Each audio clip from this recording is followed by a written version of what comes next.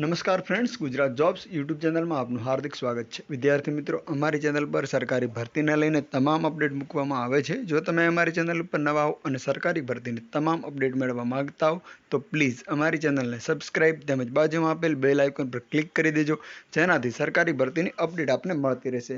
My dear friend, અત્યારનો જે topic છે એ PGVCLની અંદર લાઇનમેનની જે રિક્રુટમેન્ટ જાહેર કરવામાં આવી છે તે total number of the vacancy છે 668. અત્યારે આપ સ્ક્રીન પર જોઈ શકો છો 668 વેકન્સી ટોટલ છે.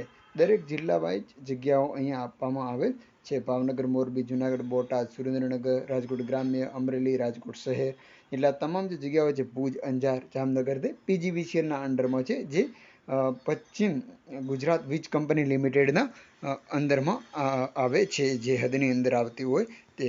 આપ જોઈ શકો છો PGVCL એ સૌરાષ્ટ્ર અને કચ્છના વિસ્તારને લગતી એક કંપની છે, જે ગવર્મેન્ટની જ અંડર કામ કરી રહી છે, સરકારી જ કંપની છે.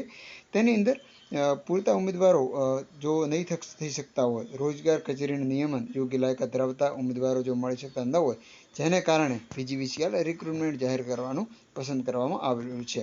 આ એક એપ્રેન્ટિસ પ્રોગ્રામ છે. આપણે જોઈશું આગળ. તો અત્યારે આપ જે સ્ક્રીન પર જોઈ રહ્યા છો તે છે તેની વયમર્યાદા, નામ અને તાલીમનો પ્રકાર ને એવું બધું. આપ જોઈ શકો છો જગ્યાનું નામ છે એ એપ્રેન્ટિસ લાઇનમેન છે. જગ્યાનો પ્રકાર એક તાલીમાર્થી છે. તાલીમનો પ્રકાર છે ઇલેક્ટ્રિશિયન લાઇનમેનને લગતી એપ્રેન્ટિસ અધિનિયમ મુજબની કામગીરી તાલીમ આપવામાં આવશે. તાલીમનો સમયગાળો 1 વર્ષ રહેશે. અને જો આપ ટેકનિકલ લાયકાતની જો વાત કરતા હો તો 2 વર્ષનો રેગ્યુલર વાયરમેન કે ઇલેક્ટ્રિશિયનનો કોર્સ પણ કરેલો હોવો જોઈએ. અને શૈક્ષણિક લાયકાતની અંદર રેગ્યુલર મોડથી 10 પાસ હોવું જોઈએ. એ એક્સ મોડથી નહીં, પરંતુ રેગ્યુલર મોડથી હોવું જોઈએ.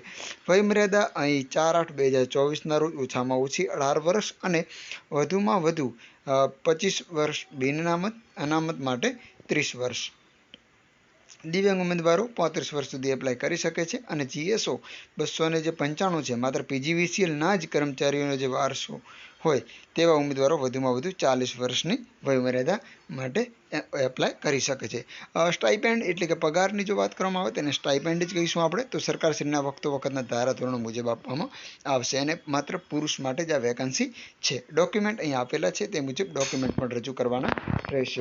હવે આનું આપ એપ્લિકેશન ફોર્મ મેળવવા માંગતા હો તો એપ્લિકેશન ફોર્મ છે એ નીચે ડિસ્ક્રિપ્શનમાં આપી દીધેલ છે, જેના પર ક્લિક કરીને તમે મેળવી શકશો.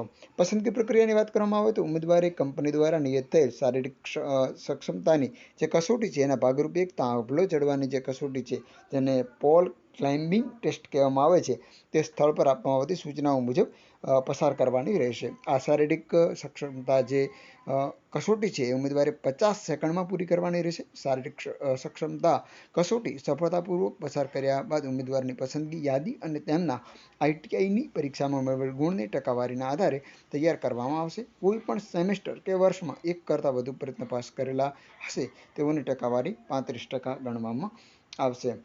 અને પણ કેટલીક શરતો છે, જે શરતો હું આપનો ટાઈમ નથી વધારે બગાડતો, તેની PDF ડાઉનલોડ કરવાની લિંક છે હું આપને ડિસ્ક્રિપ્શનમાં આપી દઉં છું.